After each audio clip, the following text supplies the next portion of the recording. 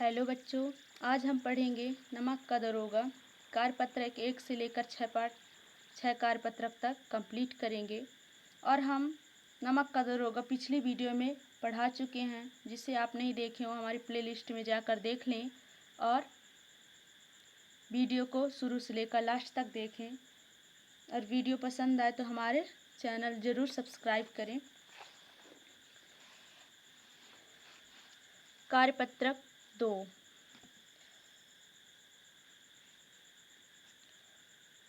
रेखांकित वाक्यांशों के स्थान पर उचित मुहावरों का प्रयोग करके वाक्यों को पुनः लिखें। जब नंबर 1 है, जब मैंने रिया से घड़ी मांगी तो उसने ऐन मौके पर मना कर दिया।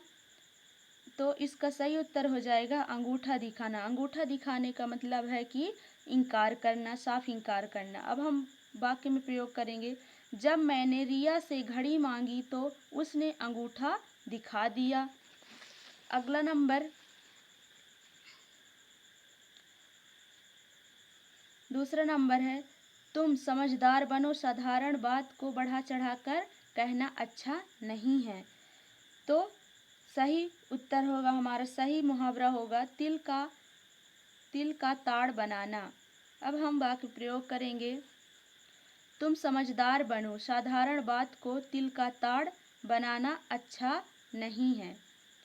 फिर है तीसरा नंबर, हमारी अध्यापिका बिना सोचे विचारे किसी पर भी विश्वास कर लेती है। इसका सही उत्तर होगा आँख मूंद कर विश्वास करना। हमारी अध्यापिका आँख मूंद कर विश्वास कर लेती है। अब है बच्चों कार्यपत्रक 3।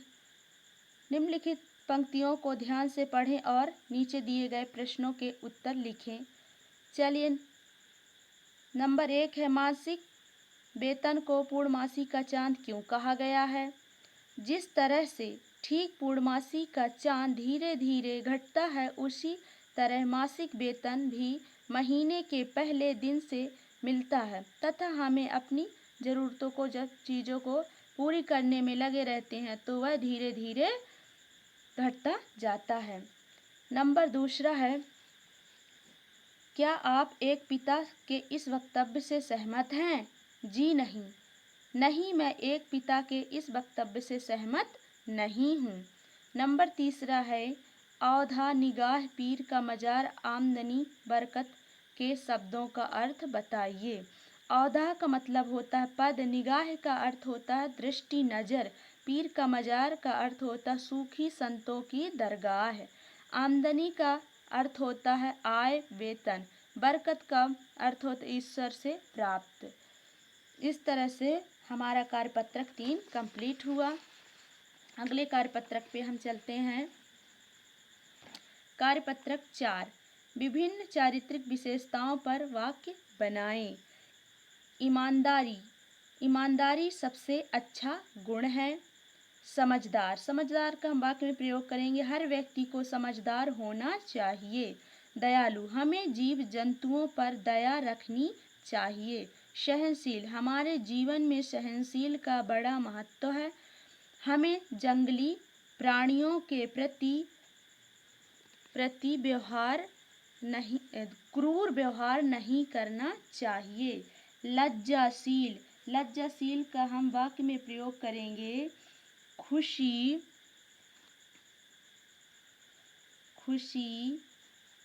लज्जाशील है। गुस्सा का वाक्य प्रयोग करेंगे। गुस्सा बुरा है, लेकिन यह हमेशा गलत नहीं होता है। इसके बाद है कार्यपत्रक 4, दिए गए पाठ के किसी एक अनुच्छेद को पढ़कर उसमें आए पत्रों के बीच हुई बातचीत को संवाद के रूप में लिखें। उदाहरण, 2 मित्रों के बीच बातचीत। अमर, अरे श्याम, तुम बहुत दिनों से दिखाई नहीं दिए, कहाँ थे तुम? श्याम, मैं अपने माता पिता के साथ डलहौजी गया था। अमर, डलहौजी, अमर, अरे वहाँ तो पहाड़ ही पहाड़ है। श्याम, तुमने ठीक ही सुना है, वह पर्वतीय इलाका है। ठीक है, अब हमें संवाद लिखना है। नंबर 1, वंशीधर। वंशीधर, अरे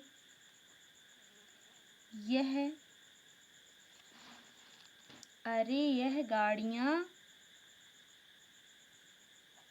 किसकी हैं? किसकी हैं? तो पहला सिपाही।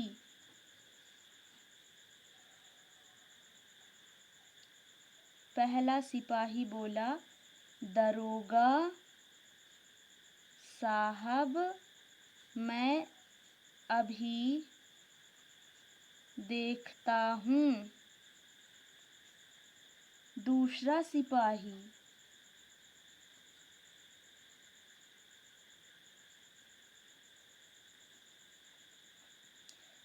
यह तो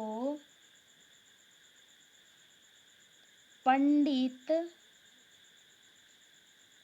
जी की गाड़ियाँ है। पहला सिपाही,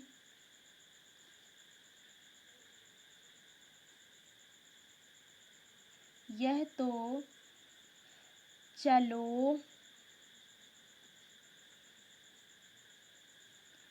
दरोगा जी को बताते हैं।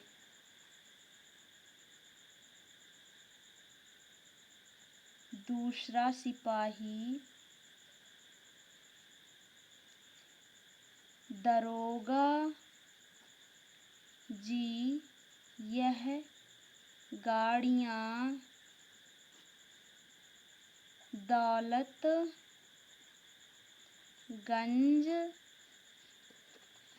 दौलतगंज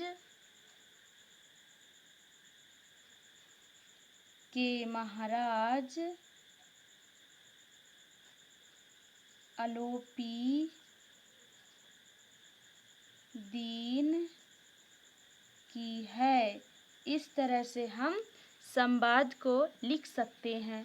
फिर इसके बाद हम आते हैं कार्यपत्रक 6 में। अपने पिताजी एवं माताजी की विशेषताएं लिखिए। अपने पिताजी की और माताजी की विशेषताएं आपको लिखना है। तो मेरे पिताजी, आप ऐसे भी लिख सकते हैं, मेरे पिताजी एक किसान हैं और मेरी मम्मी माताजी हाउसवाइफ हैं। मेरी माँ पिताजी की सहायता करती हैं, मेरे पिताजी खेती करते हैं। इस तरह से आप अपने विचारों को इस कार्यपत्रक में लिख सकते हैं। यदि हमारा ये वीडियो पसंद आए तो लाइक एंड सब्सक्राइब ज़रूर करें। धन्यवाद।